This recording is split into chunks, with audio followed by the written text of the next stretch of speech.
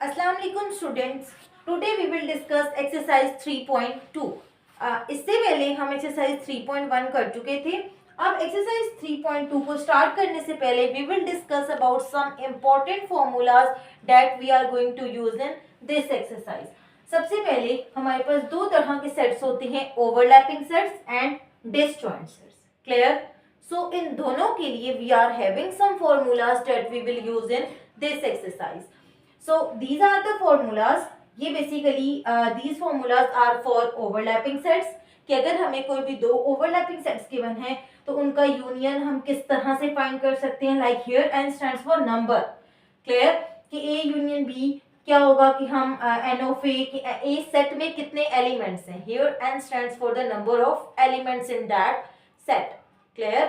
So we will use these all formulas. At first आप ये formulas note down कर लें, then हम इनको properly exercise जब start करेंगे तो वहाँ पे according to the given situation we will use the formula. और जब disjoint sets हैं, disjoint sets में you will see that कि यहाँ पे कहीं पे भी intersection आपको नजर नहीं आ रहा। Understood सी बात है। When these are the disjoint sets, that means इनमें कोई भी कॉमन एलिमेंट नहीं होता। That's why for disjoint sets formula will be different. Clear? Formulas note down कर लें, then we will start exercise 3.2 question number 1। Question number 1 में let A and B be two finite sets. Finite sets का idea आपको यहाँ से हो रहा है कि ए में कितने एलिमेंट्स हैं, बी में कितने एलिमेंट्स हैं।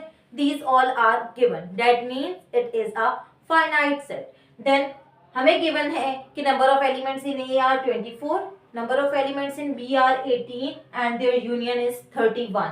We have to find the intersection, number of elements in A intersection B.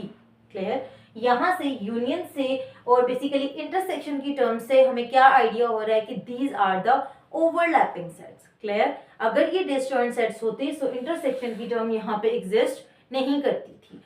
So we will put the formula for overlapping sets. According to that आप अपने given data को देखें कि आपको क्या given है and क्या required है, उसके accordingly जो भी appropriate formula है you have to apply that formula here.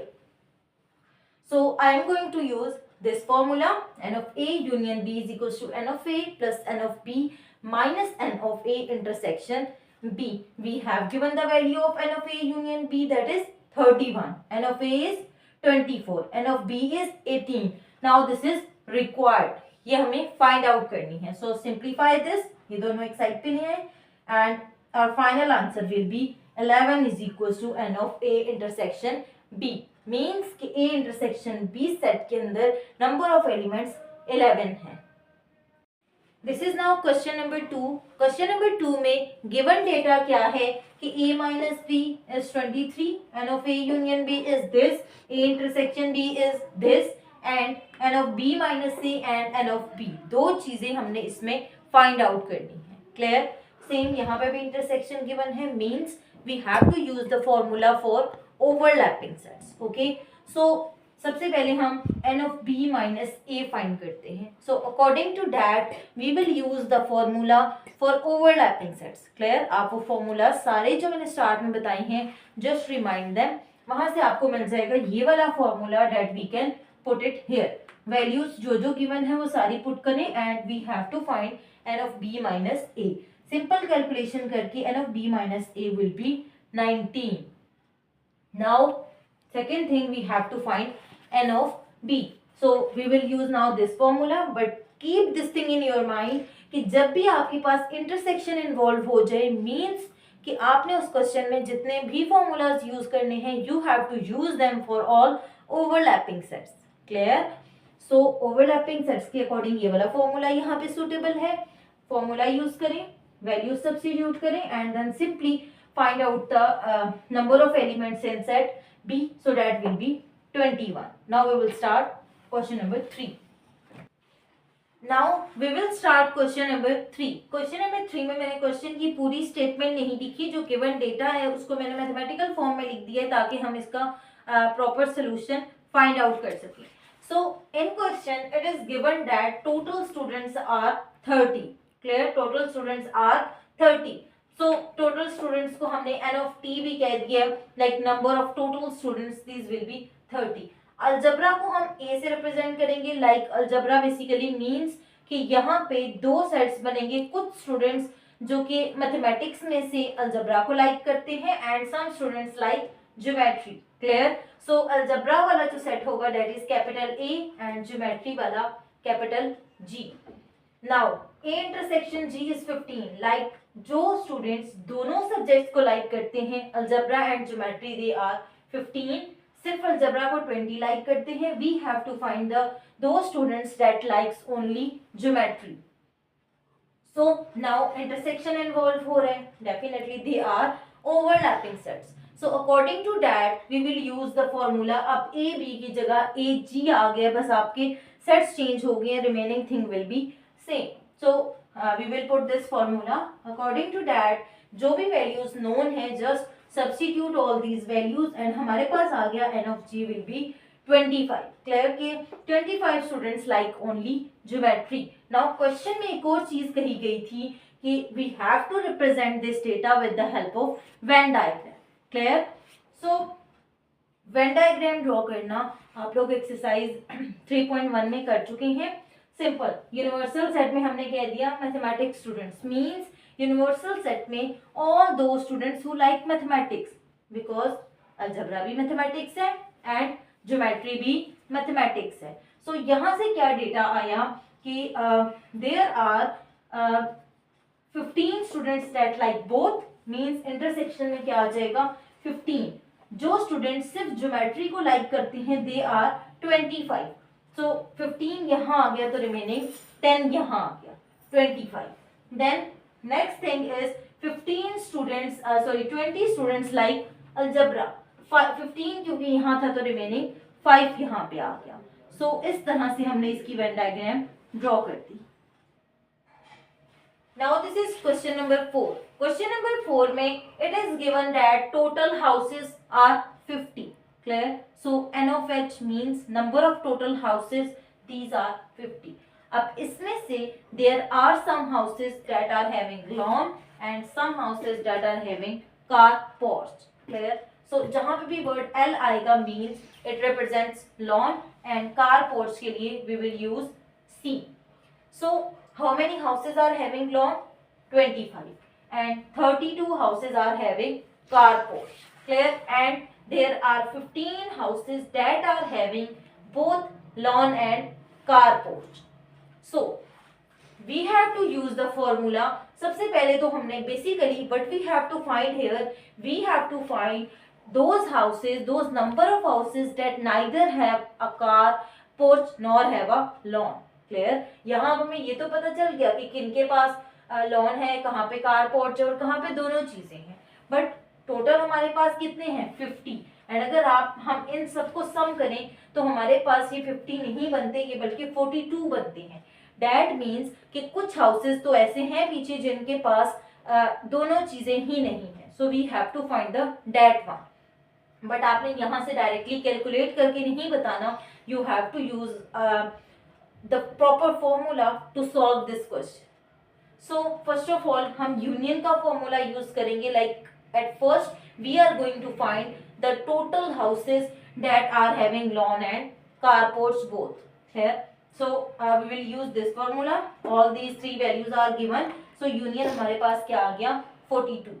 Now our main target is not to find the union of lawn and car porch। Basically हमारा टारगेट यही है कि हम वो नंबर ऑफ हाउसेस फाइंड करना चाहते हैं that are not having car porch और nor having a lawn. So वो हाउसेस जिनके पास ना लॉन है ना कार पोर्च है वो कैसे आएंगे?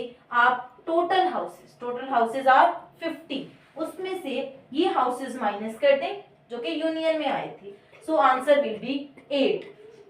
इस चीज को फाइंड करने के बाद नेक्स्ट हमें ये भी क्वेश्चन में रिक्वायर्ड था कि we have to represent that data with the help of Venn diagram. So universal set हम क्या कह रहे हैं? Number of houses. Clear? Total number of houses. उसमें से कौन से ऐसे हाउसेस हैं जिनके पास, पहले हम इंटरसेक्शन को देख लेते हैं। क्वेश्चन में गिवन है कि इंटरसेक्शन इज 15, तो 15 तो इंटरसेक्शन में आ गए। उसके बाद लॉन के टोटल 25 थे, 15 यहाँ आ गए तो 10 रिमेनिंग बच गए। सेम यहाँ 32 थे, क्योंकि 15 यहाँ आ गए तो 17 यहाँ पे बच गए।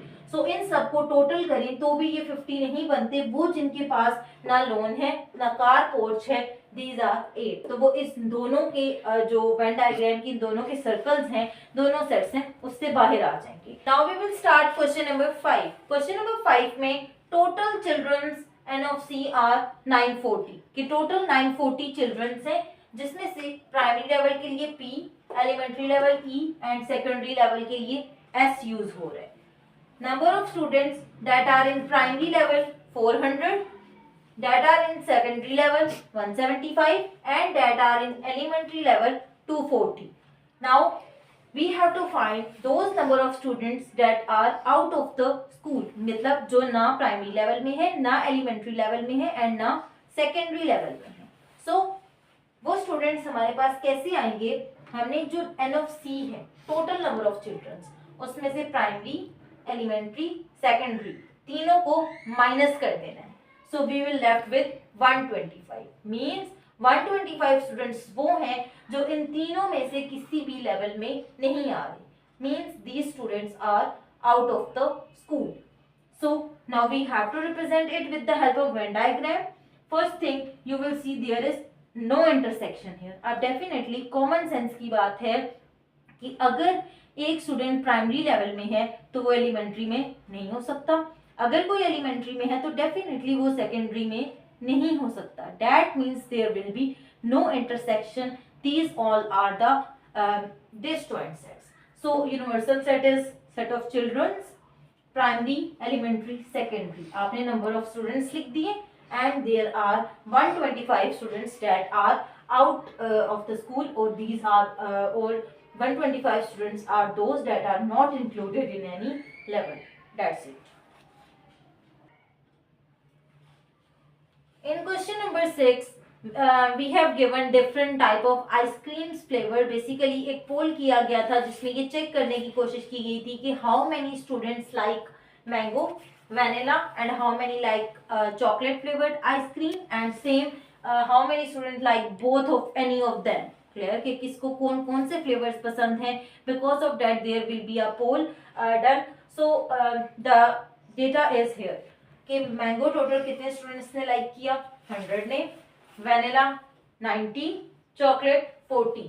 There are 20 students who like mango and vanilla both and there are 14 students who like vanilla and chocolate both. So we have to find those students who liked only mangoes, only vanilla and only chocolate flavored ice cream. So सबसे पहले हम mango के लिए आते हैं। So हमने ये जो स्टूडेंट्स हैं who liked mangoes, इसमें से हमने जहाँ पे भी M और आपको नजर आएगा ना, वो आपने इसमें से माइनस कर देना है। मीन्स आपने ये इंटरसेक्शन वाली अमाउंट इसमें से माइनस कर देनी है, इंटरसेक्शन वाले number of the persons minus कर देने हैं। So you will left with 80, मतलब there are 80 peoples who liked only mango chocolate. Clear? Then जब आप वेनिला की बात करेंगे तो how many customers like vanilla. So n of V में से आप वो दोनों टर्म्स माइनस कर देंगे जहां कहीं पे भी आपको वी नजर आ रहा है। यहाँ वी नजर आ रहा है, ये भी माइनस कर दे, यहाँ वी नजर आ रहा है, ये टर्म भी बीच में से माइनस कर दें। So you will left with 56. There are 56 customers who liked only vanilla. Now for chocolate, N of C में से आप सिर्फ एक ही वैल्यू है जहाँ C आ रहा है, so you will subtract this and you will left with 26. Clear? अब आपने इसको रिप्रेजेंट करना है in Venn diagram. So these are overlapping sets क्योंकि इनका इंटरसेक्शन एग्जिस्ट कर रहा है। So इन तीनों को ओवरलैपिंग बनाना है। देन उसके बाद आपने क्या देखना है, देयर आर 80 स्टूडेंट्स, सिर्फ मैंगो जिनको पसंद है, 56 जिनको सिर्फ वेनिला पसंद है एंड 26 कस्टमर्स जिनको सिर्फ चॉकलेट पसंद है। क्लियर? सो जो इनके इंटरसेक्शन क्या आ रही हैं वो आपको क्वेश्चन में रिक्वायर्ड डेटा में गिवन है। So you will just substitute these values here. In this way we can find its solution.